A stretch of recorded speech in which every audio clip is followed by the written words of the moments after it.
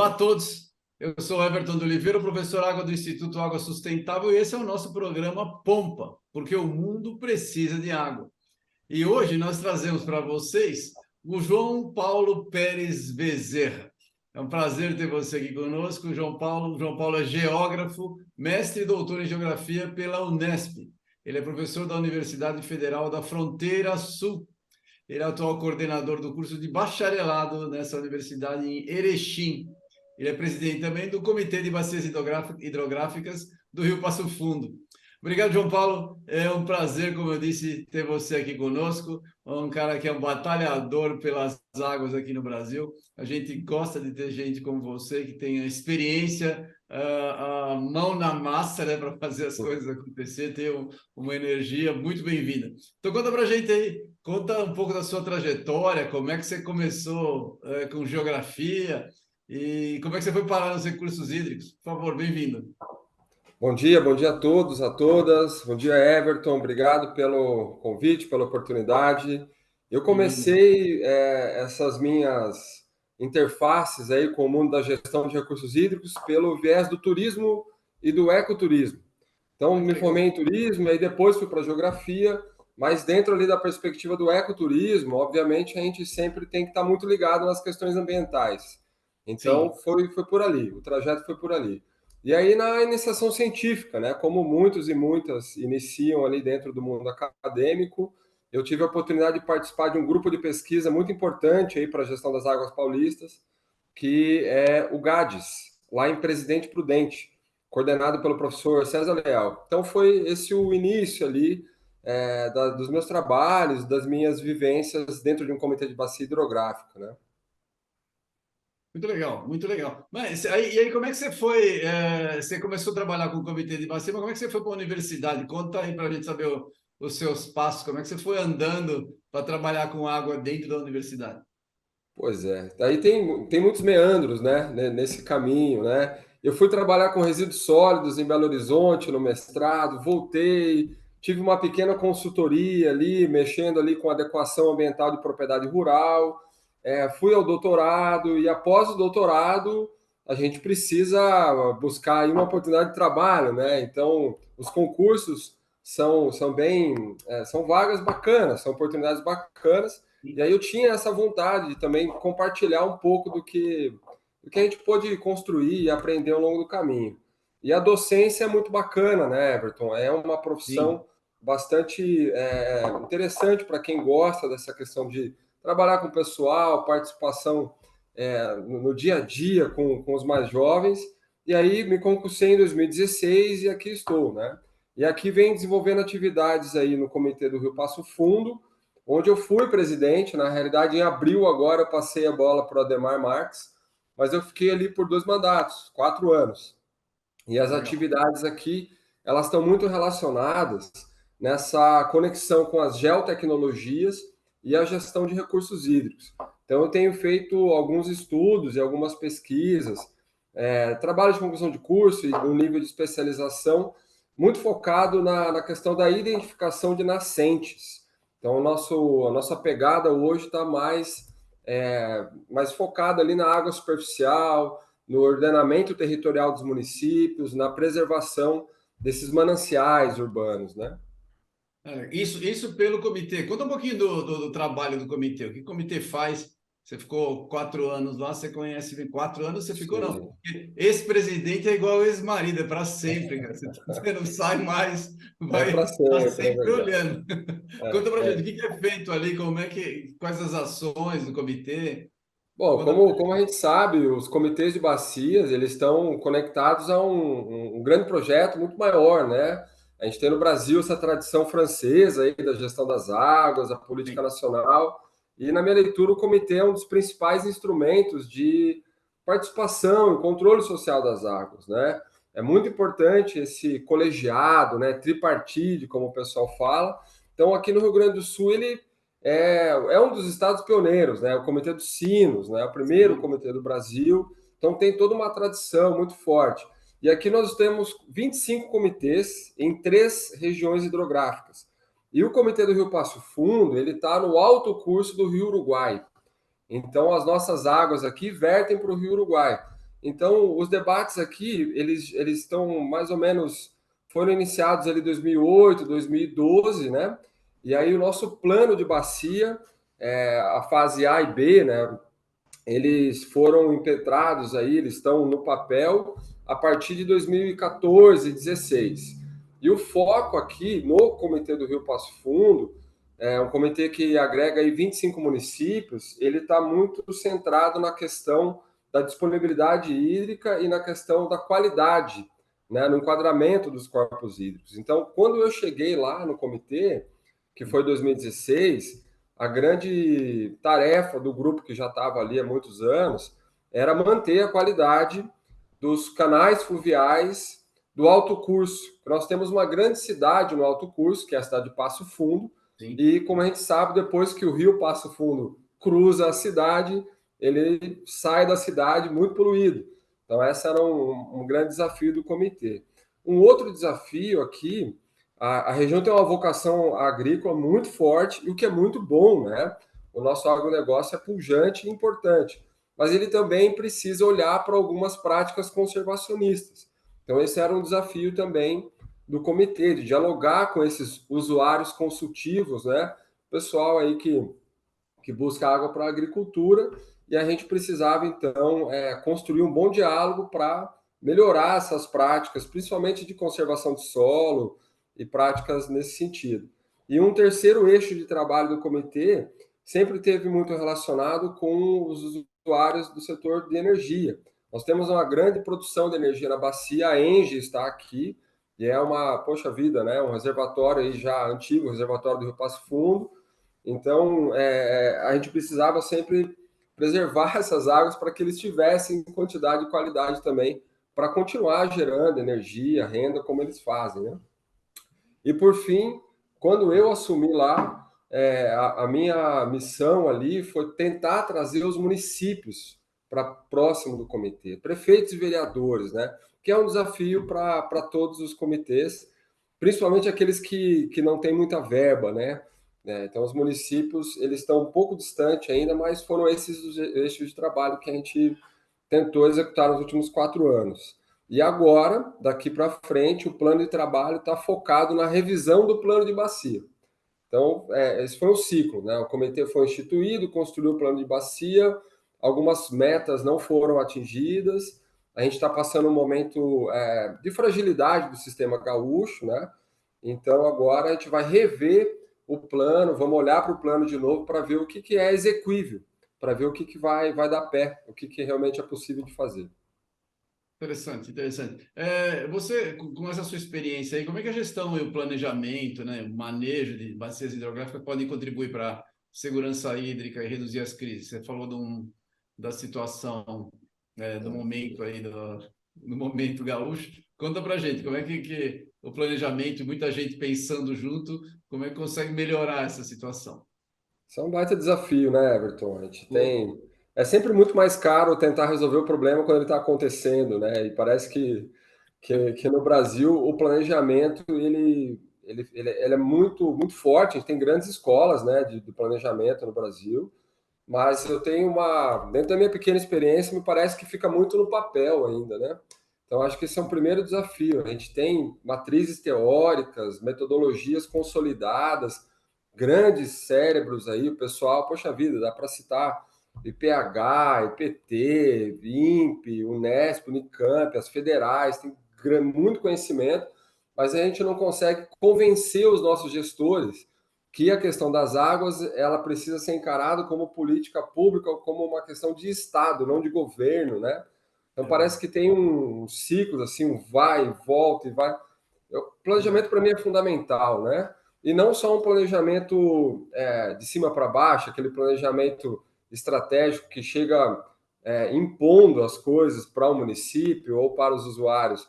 Precisa ser descentralizado, horizontal, né? E eu gosto muito da perspectiva do planejamento ambiental, né? Que tenta integrar Sim. temas, integrar perspectivas, e aí eu penso que isso seja fundamental para fazer uma convivência com esse período de transição que a gente vai viver nos próximos anos. A gente está aí no momento aí de urgência ambiental, como muitos autores nos trazem, E eu compactuo com essa ideia, né?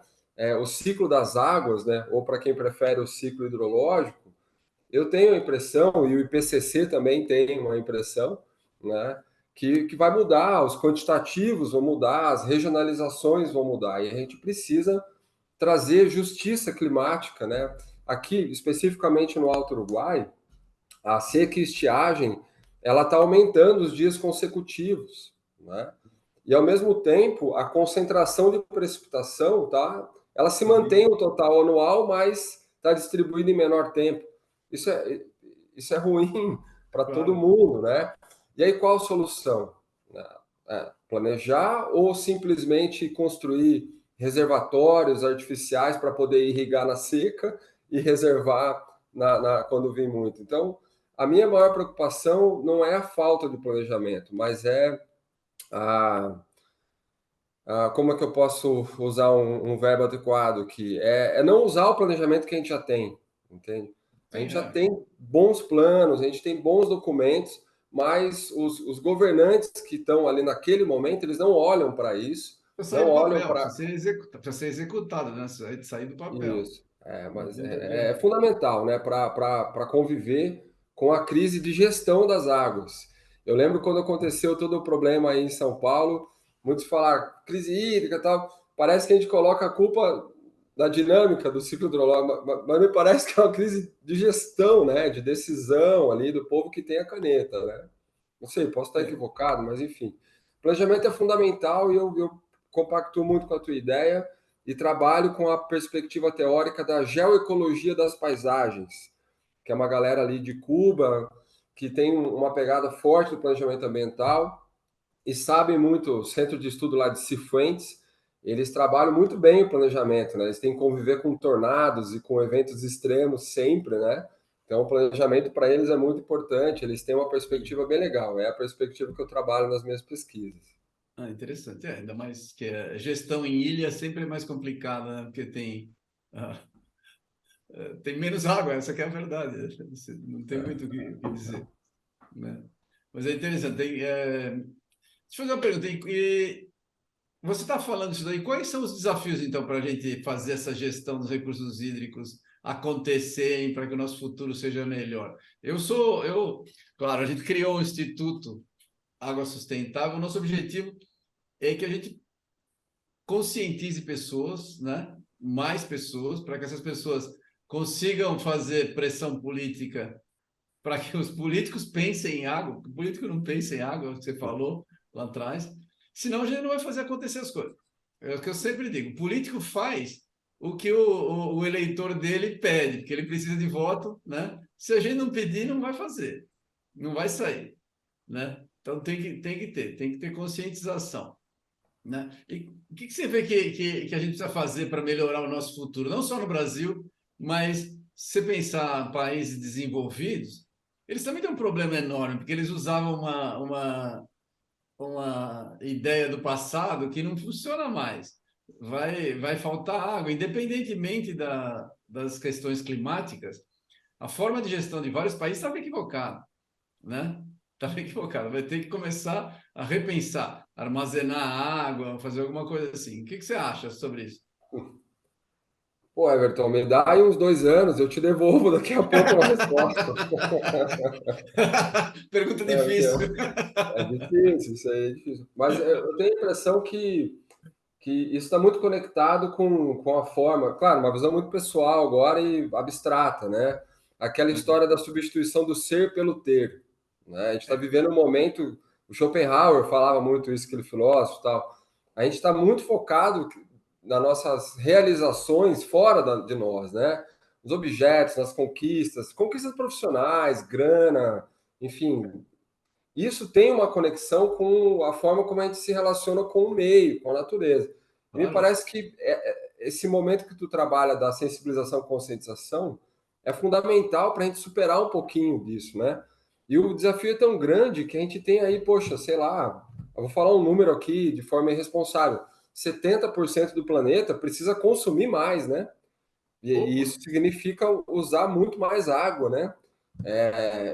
E aí é uma conta que não vai fechar. Então, me parece que a gente precisa mudar mesmo a forma de ser feliz. o que nos faz feliz, né?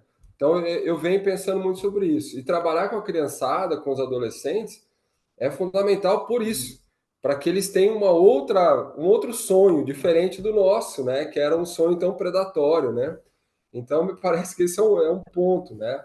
Mas, de forma concreta, eu tenho a impressão que é fundamental. Educação para construir novas lideranças, né? Então, aqui a gente tem essa ideia, ainda não consegui implementar, mas tem como se fossem tem os vereadores mirins, né? Participantes dos comitês mirins, levar a criançada para saber o que é um comitê, né? Então, educação, conscientização. E, novamente, educação, para também poder formar bons técnicos. Pessoal que conheça as ciências exatas, que conheça as ciências humanas, para poder realmente fazer esse fluxo acontecer, né? E eu tenho a impressão que também é uma última ideia, assim, a gente precisaria de alguma forma, conseguir não apenas valorar a água, mas essa pressão aí que tu comenta em cima dos políticos precisaria estar amarrada a um plano, Sem uma dúvida. espécie de compromisso, uma carta. Pô, o camarada foi eleito, ele assina ali, olha, são essas as minhas pautas, eu vou ter que tentar fazer acontecer. Senão entra na conta da improbidade, né? Claro. Enquanto o problema é só fiscal, ou um problema de um auto de infração ambiental, se ele está ali, ele precisa tentar executar o plano de trabalho dele. E isso, mais uma vez, precisa da comunidade coesa, né? Que os munícipes estejam juntos para poder cobrar esse pessoal, né? Sem dúvida, sem dúvida. Você tá falando isso daí. A gente tem, eu fiz um trabalho que acabou sendo o trabalho da tese da Bruna, né? Que está aí atrás com a gente. Sim. A gente, você falou da história de valoração da água, que é um item extremamente importante e difícil de ser conseguido. Mas a gente está, nós vamos fazer uma palestra aqui num evento agora em agosto que chama Água é o Novo Carbono. Ou nós Hum, fazemos um planejamento pensando em conservação e gerar receita para poder fazer essa conservação, ou não vai fechar a conta. Não vai fechar a uhum. conta. O sujeito usa água, pega água limpa e pode lançar água de pior qualidade no rio, ele tem direito a poluir, concorda? Legalmente ele pode fazer isso. Ou ele tira a água do aquífero e lança na superfície. Ele também não tem, ele está tendo direito de fazer uma intervenção forte no ciclo da água. Então, essas coisas precisam ser incorporadas na economia para poder ter como a gente fazer recarga de aquífero para os rios poder fluir, os rios estão secando, né? Uhum, uhum. Então, essa é uma ideia que tá ganhando corpo. Eu fiz uma palestra sobre isso há 12, sei lá, 2012, lá no Canadá, né, para um monte de economista, para a gente tentar andar. E agora parece que está começando a criar consciência, porque o mercado de carbono está começando a andar, então já tem um exemplo, já é uma saída, né? É, você tem trabalhado com esse assunto? E quando a gente tem, você falou assim, pô, quando resolver quando o problema está acontecendo é muito pior, é verdade. Mas por outro lado, a crise hídrica não é uma oportunidade para que a gente faça essa conscientização ambiental? Sem dúvida, Everton. É triste, mas é um fato concreto, né? Me parece que as mudanças qualitativas acontecem quando a contradição começa a pegar, né? É, é E verdade. tá o pessoal lá da filosofia para explicar isso. Eu tenho a impressão que sim, né? Porque a gente já tinha uma tradição de estudos, uma tradição ambientalista forte no Brasil, né? E aí, de repente, a coisa só deu não sei até quando vai esse avanço, mas avançou. O problema, pelo menos, veio à tona. Agora, quero compartilhar contigo um fato importante. Pela primeira vez aqui no Rio Grande do Sul, um deputado, enfim, o Rosseto, acho que é importante falar o nome dele pela iniciativa, ele levou a pauta para o interior da Câmara dos Deputados como uma comissão, uma frente parlamentar de preservação de recursos hídricos. Isso Que era legal. inédito. E agora teve o Sim. pessoal aqui do PCJ, da ANA, lá de Minas Gerais, para trabalhar a questão da cobrança, né? Porque nós temos a impressão que a água ela vem junto com a propriedade privada. E não, né? A água é um bem difuso, né? Então, é como eu brinco, o nosso sistema tem uma origem francesa, mas nós não somos franceses.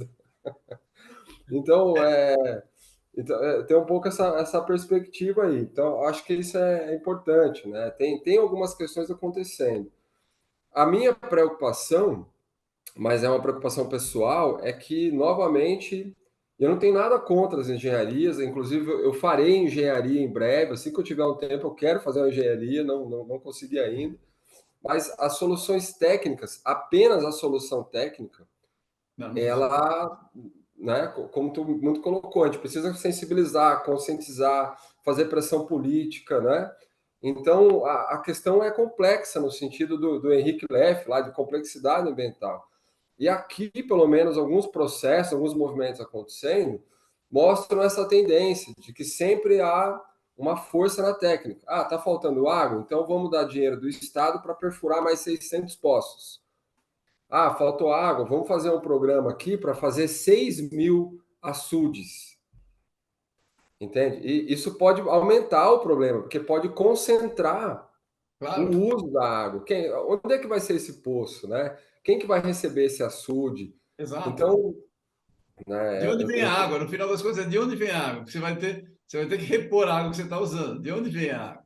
Né? pois é, né? É isso que Então, e outra coisa, assim, para finalizar esse ponto, Everton, a gente quando está, poxa, somos grandes exportadores de commodities, tá lá a água na soja, no milho, no sorgo, a cana é muito bacana, poxa, eu trabalhei junto com usineiros com a adequação ambiental das propriedades deles, mas tá mandando água ali, né, no açúcar, enfim, e isso eu tenho a impressão que não tá precificado ali, né? é isso. É, E exato. aqui no Sul, Everton, o povo tem muito medo desse diálogo, porque eles acreditam que se precificar, a gente perde competitividade. Olha, essa é uma discussão que a gente já teve em algumas situações, algumas universidades. É verdade, é verdade o seguinte: se você precificar água no Brasil, só no Brasil, aí Ah, nós sim, vamos ter uma sim, desvantagem competitiva, porque nós vamos estar incluindo um preço que os outros não estão colocando no produto deles. Então, ou a gente tem uma precificação que ela tenha um valor internacional, que todo mundo tenha que uhum, incluir, porque aí todos os produtos vão ter a mesma condição de comparativa, né? Ou isso não vai decolar nunca. Ou a gente faz um caminho que tenha uma repercussão mundial, igual o crédito de carbono. O crédito de carbono, se não tá, tiver entendi. pressão, não adianta um país só fazer. Ele vai pagar uma conta alta, né? E a gente vê essa briga direto. Vários países não querem saber de entrar na história. Então, a gente tem uma briga política que deve ser levada pelo lado ambiental, com certeza, mas os países com menos água não vão querer, porque eles vão ter que pagar essa conta, né? Sim, Essa que é a sim, verdade. Então, tá, é uma briga política lá na frente, porque quem paga a conta? No Brasil, se a gente tivesse uma precificação e internacionalmente existisse, é uma vantagem econômica para nós tremenda, porque nós temos muita água. sim, Essa é a minha bandeira. A gente fantástico. tem que brigar por isso, porque vai nos trazer recursos financeiros no final das contas, além de cuidar bem do meio ambiente, etc, etc. Mas interessa comercialmente para o Brasil que isso ocorra, né? Sim, Então, fantástico, fantástico. é uma bandeira que a gente está levando à frente, por isso que eu estou fazendo no evento aí vai ter uma palestra, a gente vai jogar na mídia, você sabe como é que é? Isso é um trabalho de formiguinha, demora para Sim, virar, sim, mas uma hora vira, né? Uma hora vira. Bom, vamos é lá, você tem bacana. trabalho. Como fazer para despertar o interesse das crianças para o tema água, né? Como levar esse tema para dentro das escolas, por exemplo? Você tem alguma experiência? Está pensando em trabalhar com a gente aí, com o Instituto Água Sustentável? Vou puxar a sardinha aí.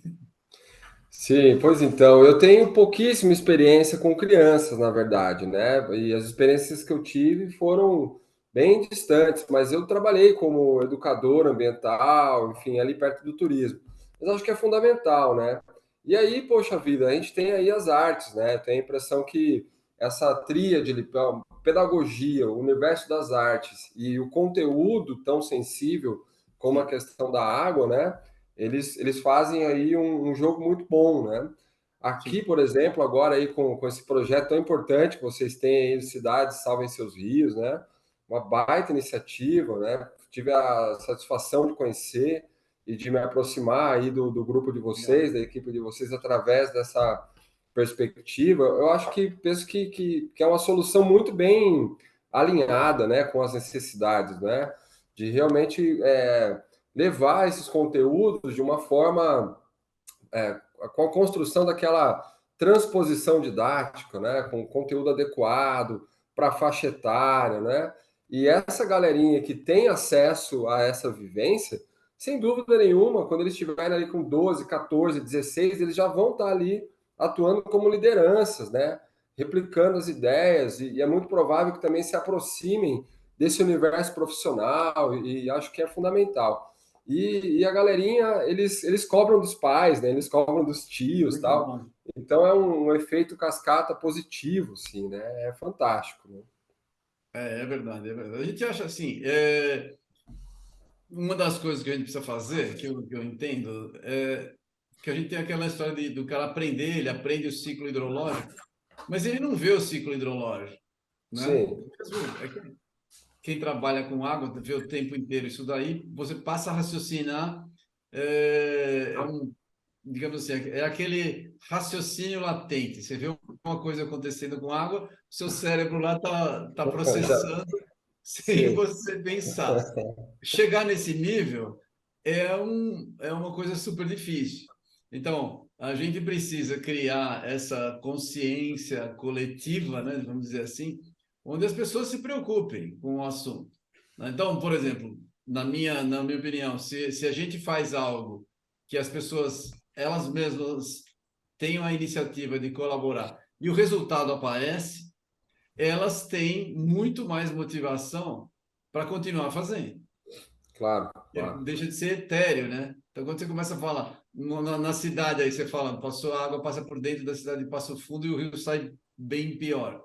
Se a gente consegue fazer algo que melhore a qualidade do rio na saída com a ação das pessoas, a reprodução dessa ação fica muito mais fácil, né? Porque as pessoas tiveram aquela sensação de resultado. Então, Sim. é um caminho. Vamos ver. É um experimento de boas intenções, não tem como trazer resultados negativos, né? Vamos ver se funciona. Agora, eu vou dar uma pergunta para você aí da tua área, né? Para você poder falar. Fala do sensoriamento remoto. Como é que a gente pode usar sensoriamento remoto para a conservação dos recursos hídricos? Tá. Olha, vou só falar. Quando eu estava no mestrado, eu fiz vários trabalhos. Era um tema que eu gostava, mas não ia ser. Eu fui depois para uma área de qualidade de água, não dava para fazer. Mas é uma área que eu trabalhei muito, gostei muito, ficava tentando ver, analisando. Hoje deve estar muito, muito mais legal e sofisticado. Então, conta para gente aí. O Everton, a Bruna disse que ia ser informal, eu acabei deixando mais informal ainda porque eu precisei colocar um cabo de energia aqui. Tem Tá? E problema nenhum. aí, o sensoramento remoto é isso. A gente trabalha com energia, a gente trabalha com radiação eletromagnética, né? Isso. Então é uma forma de detectar, de identificar informações sem ter um contato físico com um objeto específico. Então, de repente, eu quero aferir a temperatura das crianças aqui de casa. Pô, então eu vou usar um termômetro. Agora já tem aquele termômetro que não precisa ter um contato com a pele. O princípio é esse, sensoriamento remoto, seja ele quando acontece de plataformas orbitais, lá com sensores embarcados nos satélites, ou num avião, e agora os drones e os vantes, ele consegue te trazer imagens, muitas vezes imagens, como essas Sim, que a gente vê aí no Google Earth e tal, ou também consegue trazer informações físicas, né? Que nem sempre estão ali numa imagem, você pode ter uma assinatura espectral. E aí, quando você entra nessa pegada ali da assinatura espectral, poxa vida, a gestão de recursos hídricos ela usa muito o sensoriamento remoto, desde para a gente identificar, por exemplo, alterações no uso e ocupação das terras. Sei lá, vamos quantificar quanto que a gente perdeu de vegetação arbórea nas áreas das nascentes dos mananciais do município de Mogi-mirim, aí no interior de São Paulo. Eu consigo fazer isso com satélite, claro, tem que estar uma imagem, a gente usa o termo resolução espacial, né? Cada pixel da imagem tem uma relação geométrica com o campo, né? Então não é qualquer satélite que consegue fazer qualquer produto. Mas se eu quero, por exemplo, trabalhar coisas muito mais específicas, né? Qualidade da água de reservatório, sedimentos em suspensão, aí no universo mais técnico, também consigo, né? Então, desde um universo assim, mais geral, né? Mais generalizado no sentido de ter metodologias mais simples mesmo, né? Visualmente você consegue, através de técnica de interpretação visual de imagem, tu Sim, consegue já identificar alterações na ocupação das terras, né? E eu posso ir muito além, né? Eu tenho no sensoriamento remoto o que a gente chama, por exemplo, de sensores ativos, né? Laser scanner, radar, sonares, né? Então é um universo grande. Eu acho que na etapa do planejamento, dos grandes diagnósticos, esses mapeamentos são fundamentais, né?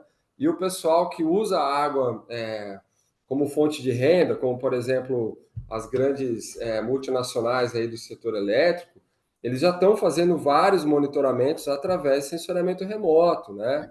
É possível aferir quantidades, né? É possível aferir água. É. uma série de relações da qualidade da água também. É muito bacana. Eu uso bastante no dia a dia. Até Mas agora, Everton, é, diga lá. mas só te perguntar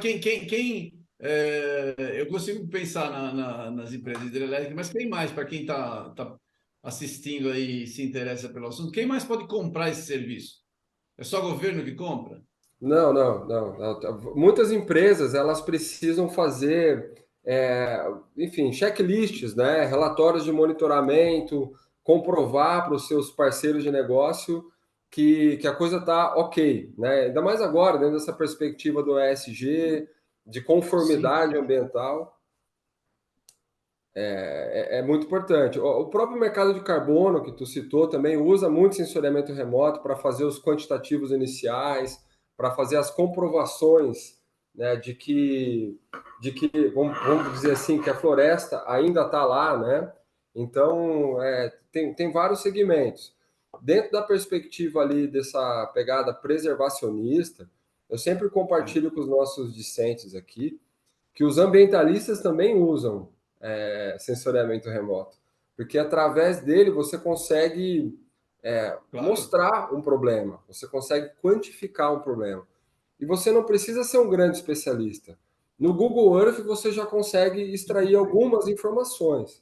Só é importante que você fique atento às datas da imagem, e ali você vai ter essa informação, Isso.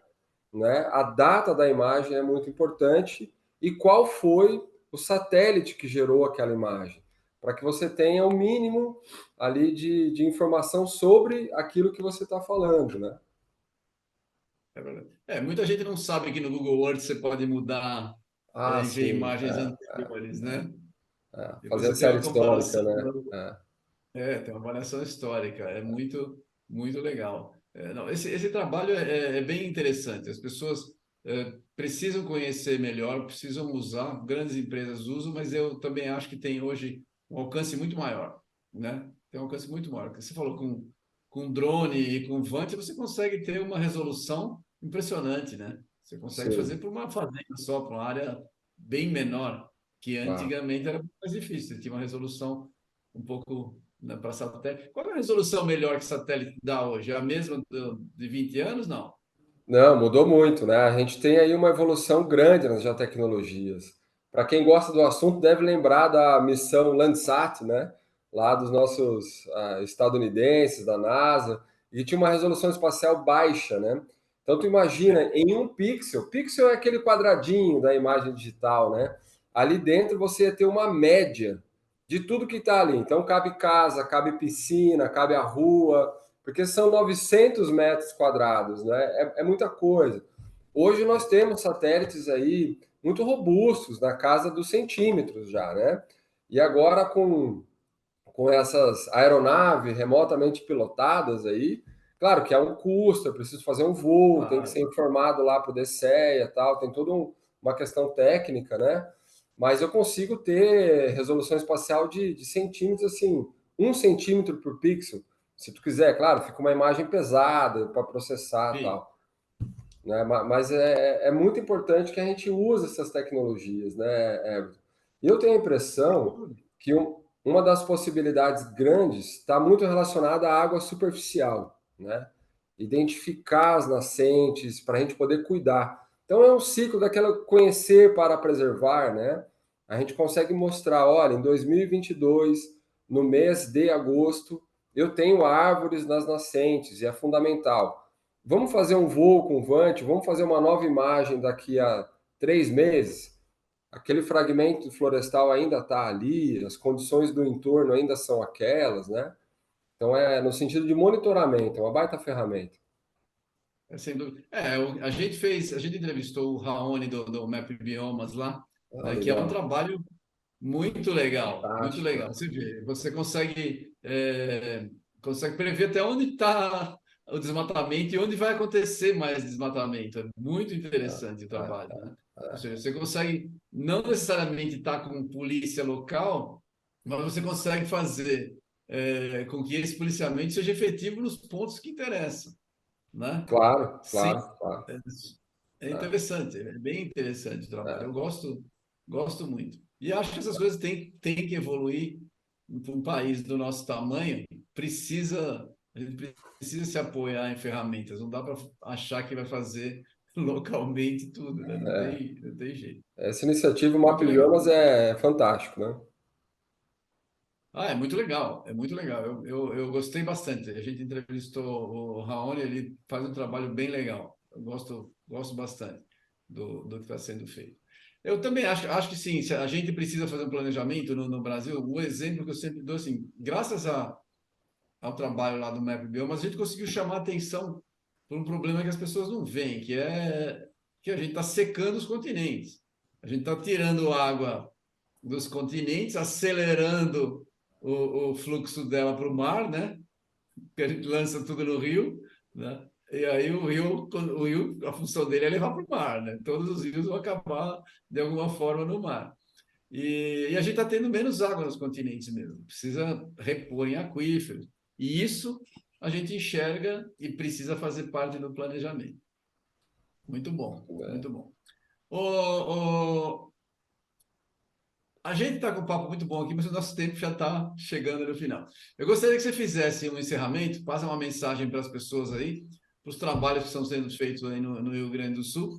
Você é um gaúcho, recém-gaúcho, né? Que foi para aí e já assumiu a responsabilidade. É um estado que tem, digamos assim, pioneirismo em várias coisas de água, dá para a gente ver de leis, várias coisas são lançadas pelo Rio Grande do Sul. Então, por favor, faça suas considerações finais para a gente aí, baseada na sua experiência e na experiência de vida, de mudança de estado, né? De estado do Brasil, né? Não de estado físico. Tá bom? Manda para a gente aí, por favor. Ainda sou água, né, por enquanto. Né? Exatamente. Mas, Everton, queria dizer que a Universidade Federal da Fronteira Sul, né, ela está à disposição da comunidade regional e também para somar forças com muitas outras instituições de ensino, né? Sei, enfim, em todos os níveis, né, do fundamental ao ensino superior. Acredito que essa luta, essa bandeira, essa pauta das águas, ela tem que estar muito conectada com esse universo da educação, né? Então, todos nós, professores, no ambiente formal ou não, a gente precisa realmente se unir e cada isso, pô, tu tá fazendo isso, tá conectando as pessoas, né? Eu acho que essa é uma questão que me sensibiliza muito, né? E agora com a internet a gente consegue aproximar esses diálogos, né? Esse é um ponto aí bastante importante para todo mundo que está envolvido com água, né? Pensar que o comitê ele é um espaço de debates, de encontrar soluções, de construir soluções de forma conjunta, né? Entre diversos atores da sociedade brasileira. Então a gente tem essa possibilidade, né? De trabalhar a questão das águas dentro de um espaço de diálogo, né? Que, obviamente, de diversidade, e isso é bom, né? E é muito importante que a gente pense, muito importante na minha leitura, já que tu falou de secar os continentes, um fato triste, né? Que a maioria da precipitação que acontece no sistema Terra, ou seja, no nosso planeta, ela precipita lá nos oceanos. O nosso problema é grande, né? Então, uma pequena parte que precipita sobre os continentes, nós não estamos cuidando bem dessa pequena parte. E uma É outra verdade, questão que é me verdade. toca muito, Everton, é o seguinte: não temos para onde ir, né? Para onde é que a gente vai? A gente vai É, pegar uma espaçonave e vai para onde? Vai para não tem Plutão? planeta B, é isso aí. Entende? Então a gente precisa mesmo construir essa aliança global que tenha uma efetividade no local, né, nas nossas bacias hidrográficas, para poder ofertar às gerações que vão vir aí para o futuro um mundo mais justo, um mundo que seja bom de viver, em resumo, né? Que a gente não tenha conflito pelo uso da água, que a gente consiga superar a pobreza, mas fundamentalmente que a gente possa existir nesse planeta, né? Porque se a gente observar lá a Carta da Terra, um documento muito importante, o pessoal já escreveu ali, olha, existe sim o risco da gente ter um problema sério aí enquanto civilização nesse planeta Sim, é. que ainda é azul, né? Então, me parece que eu venho pensando muito nesse sentido, né? De trabalhar para o futuro, trabalhar no presente, assumir responsabilidades agora, mas deixar para a criançada aí um mundo com água boa, né? Com água boa nos nossos rios, né? Muito legal, muito legal. Gente, a gente teve o João Paulo Pérez Bezerra aqui hoje. Ele está fazendo um trabalho muito interessante. É bom vocês ficarem de olho no que está vindo lá da área que ele está trabalhando, porque é um trabalho bem legal e que sirva de exemplo, porque uma pessoa jovem, né? Eu posso dizer isso comparativamente com a minha idade, uma pessoa jovem, energética. A gente precisa de muito João Paulo no Brasil para a gente fazer as coisas andarem direito, com consciência e energia, para que a nossa água do planeta melhore e do Brasil melhore. A gente tem que transformar a nossa água em um bem econômico, não só ambientalmente importante, mas um bem econômico, que é isso que a gente tem e que a gente exporta, como ele mesmo disse. A gente está exportando produtos agrícolas, mas é a água que está fazendo o produto agrícola poder sair daqui. Então a gente precisa ter esse valor claro e esse valor voltar para nós. Obrigado pelo trabalho, parabéns, João Paulo. Fiquei muito feliz de ter você aqui com a gente. Obrigado. Valeu, obrigado, pessoal. Um abraço.